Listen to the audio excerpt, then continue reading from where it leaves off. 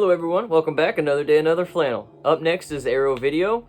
Got them right up there. I'm going to go through all of the films, all of the box sets. It's going to be a good time. Make sure you subscribe, that way you can check out my future collection updates. And let's get to it. Alright guys, so here's the collection again. Now if you missed it, I already have the Scream Factory Collector's Editions collection posted. There you go, nice little overview. Alright, now we'll start at the top of the box sets. Let's just go ahead and start off. Of An American Werewolf in London, a good werewolf movie, probably one of the better ones, an absolutely fantastic transformation scene, absolutely classic. City of the Living Dead, my favorite Lucio Fulci film, absolute classic, great gore, a lot of fun, can't recommend that one enough. Deep Red, one of my favorite Argento films, awesome movie, a lot of awesome kills, also the puppet in this film is fucking creepy. Donnie Darko, a great cult classic film. It's just, you don't really know what's going on, and that's the point. Unless you watch the director's edition, that kind of gives too much away. It doesn't make it as good. Hills of Eyes, classic movie, awesome. Hills of Eyes Part 2, not as classic, but I still enjoy this one. For some reason, Michael Berryman can drive a dirt bike against people that do that for a living, and he's better than most of them, so... And he's a cannibal that was raised in the, hills, so... Yeah, a little plot twist there. Doesn't make sense, but whatever. Last House on the Left. This film is a little too porn-ish for my taste. Very soft-core feel to it. I know this guy here, I know he was in porn, so... Yeah. Pretty good revenge film, though. Pieces. This is one I don't really get the hype on, personally. I think it's just a little too cheap, a little too cheesy. Again, that's the point of some slashers, but there's no real payoff for this one. A lot of it is just detectives talking, and I hate that shit, man. I hate it. Reanimator, awesome, man. Absolute classic. Great H.P. Lovecraft adaptation. A lot of fun. Highly recommend that. Herbert West, horror icon. Society, for fans of kind of gross out stuff. Brian Usna, of course, he's the guy who did Brain Damage and Basket Case and all that.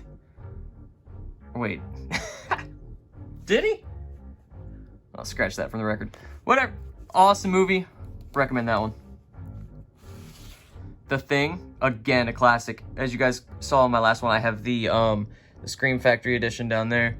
Had to pick this one up too, man. Just a beautiful edition. Next to that is the Hellraiser Scarlet box set. It's got only the first 3 films. Really, that's all you need. Personally, yeah.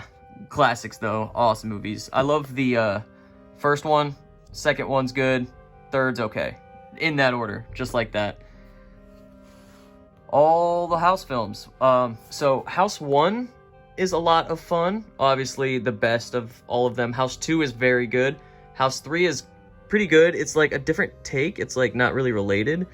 And then House 4 I couldn't get through. So be that as it may or may not be. Alright guys, then of course the Scream Factory's there. I've got the Arrow videos underneath it. I've got the slipcovers first and then kind of the rest of the editions. So let's just knock these out, why don't we? Alice, Sweet Alice. Awesome proto-slasher film. Very giallo kind of influenced, very atmospheric, very creepy. Basket Case. Awesome movie, man. I cannot recommend this one enough. Belial is fucking insane. I love that little guy.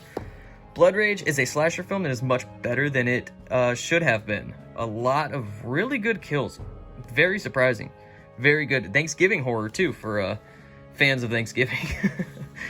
Brain Damage. Awesome Frank Henenlotter film. Not as good as Basket Case, but it'll do the job. Children of the Corn. This is one that scared the hell out of me as a kid. Doesn't necessarily stand up to the test of time, in my opinion.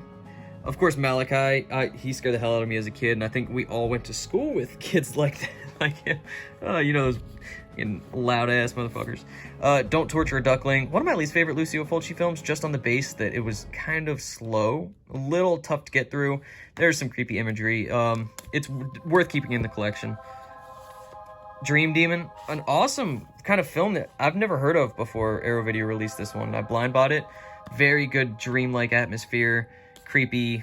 It's good. It's good time. Edge of the Axe, awesome made-for-TV slasher.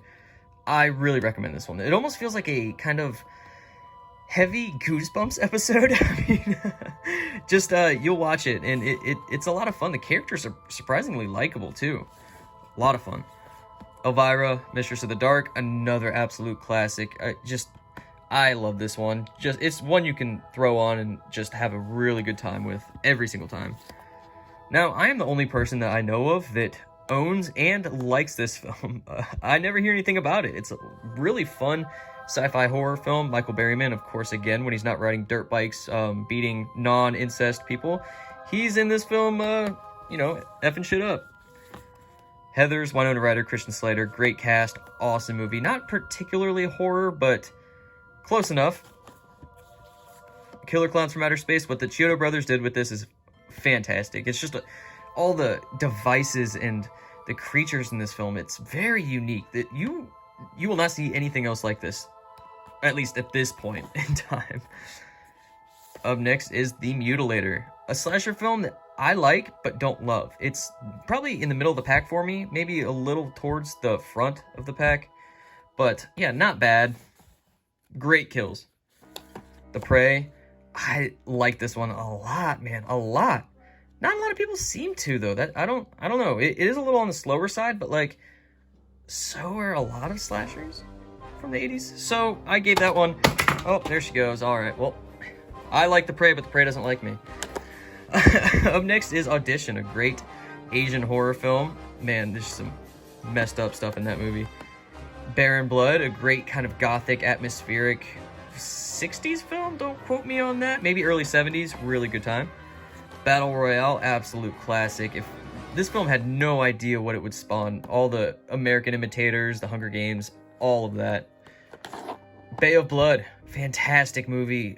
You could call this a giallo film, which technically it is, but it's a slasher movie all the way, baby. It really created a lot of those tropes, and a lot of the kills were actually stolen from this and put into Friday the 13th Part 2.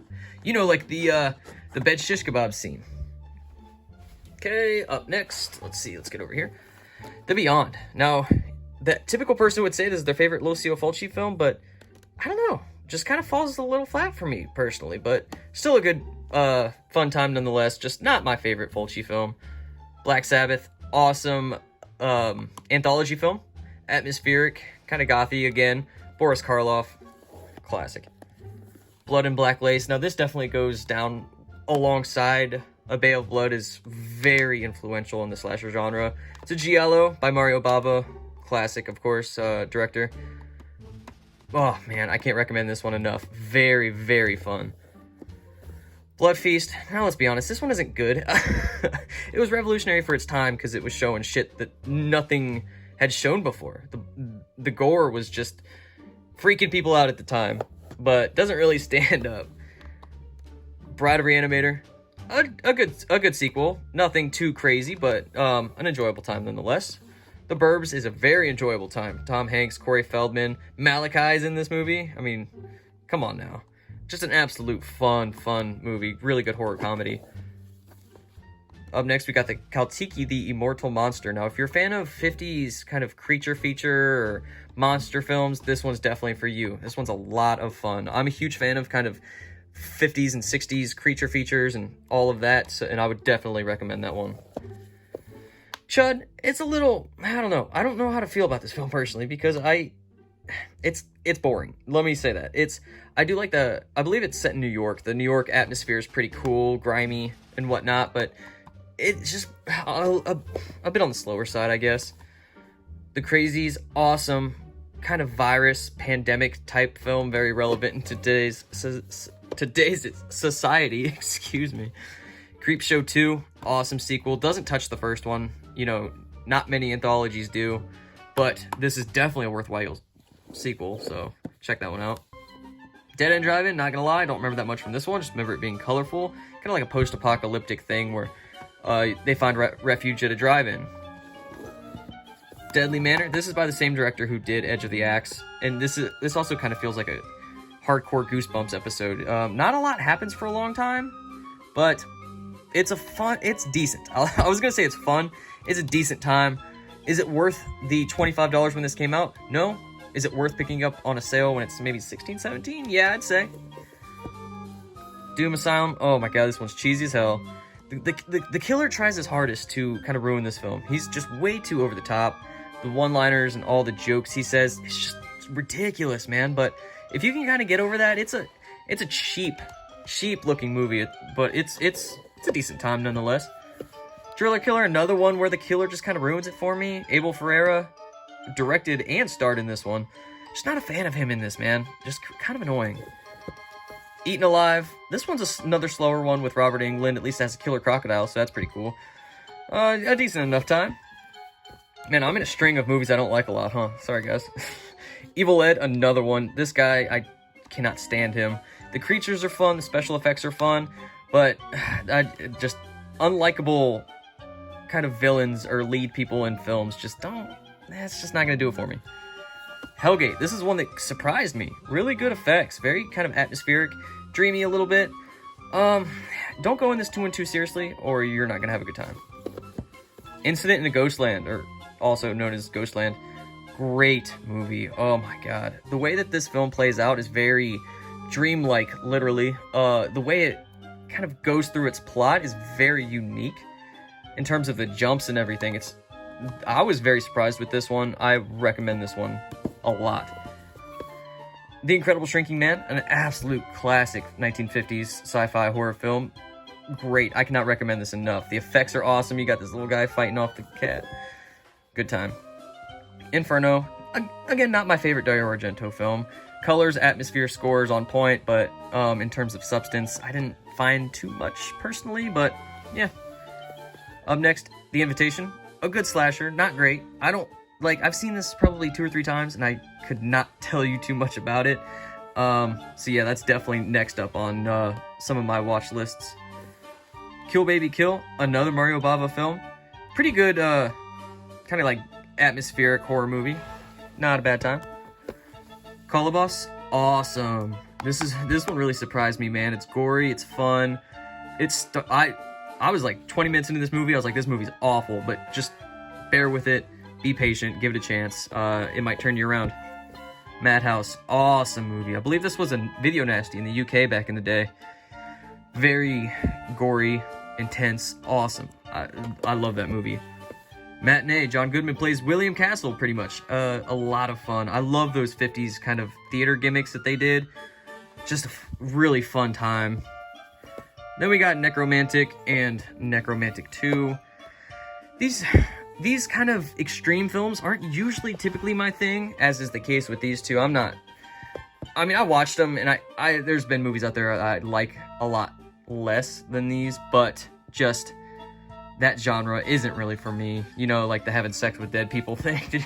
Maybe, I don't know. Night of the Comet, not the greatest movie. Kind of like an apocalyptic thing. 2 people left alive, kind of fending off zombies, if you will. Pretty decent time. Nightmare City, holy shit, man. This one's a crock of poop. It's not awful. It's just ridiculous. The makeup's bad. A lot of it is bad, but somehow at the end, when the credits are rolling, you just keep thinking, like, you just don't know how you feel about it, and I still don't. Dario Argento's Phenomena, absolute classic. Phenomenal movie. This is my second favorite of his, behind Suspiria. A little fun fact, the chimp bit Jennifer Connelly's finger off at the end scene, where she kind of embraces the monkey. It bit her finger off, and she had to be rushed to ER to reattach it. So that's fun. Return of the Killer Tomatoes. A lot of people hate this movie. I love this movie. I don't know what it is, but especially the advertisement placing, the way George Clooney like kind of works that around is so funny. I was literally laughing out loud during this movie. I had a really good time with that. Satan's Blade gave us something that you don't see a lot, is a slasher in snow. Very fun movie. It's a little slower, for sure, but I found it to be actually kind of unique and stood out from the pack.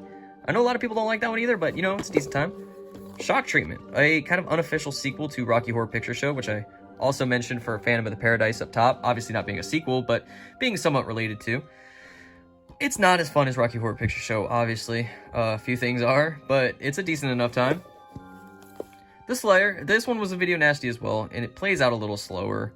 It takes a long time for things to kind of ramp up, but when they do, it's good. Man, this one's definitely worth having in the collection. Up next is Slugs. Great practical effects. Oh my god. So much fun. Just 80s special effects.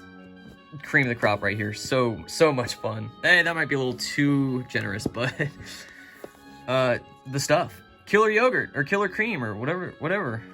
Killer something. Good time. Some good special effects, but I mean, who the hell thinks of these things? Larry Cohen, that's who. Torso, awesome giallo film. Sergio Martino's awesome. I like a lot of his stuff. Very intense giallo movie. Very good. Trapped Alive, a film that is not good. Man, this one kind of burned me, not gonna lie. I think I gave this one like a 3 out of 10. Just boring, not a lot going on. Vamp is awesome. Oh my god. So I watched this film, I loved it. I watched it again, I didn't for some reason. And then I watched it again, and I really enjoyed it. So, yeah, I'm on the love Vamp train right now. Videodrome, a film that I was kind of underwhelmed by. It's just not particularly my cup of tea, but I mean, I'm not gonna say it's bad because it's not. And then up next is The Zero Boys by Nico Matsurakis. Not bad. It's a good action kind of horror movie, almost slasher-ish. It's a unique blend. Yeah, so that's it, guys. That is my entire Arrow video collection. Of course, there, and up there. Thank you, and you're gonna see me again in a second. Alright guys, that's it. Thank you for tuning in to my complete Arrow video collection. Of course, make sure you're subscribed so you can check out my future collection updates. Check out my Instagram, @SlashinCaptain. I post slasher movie reviews with kill counts, fun facts, as well as collection updates there.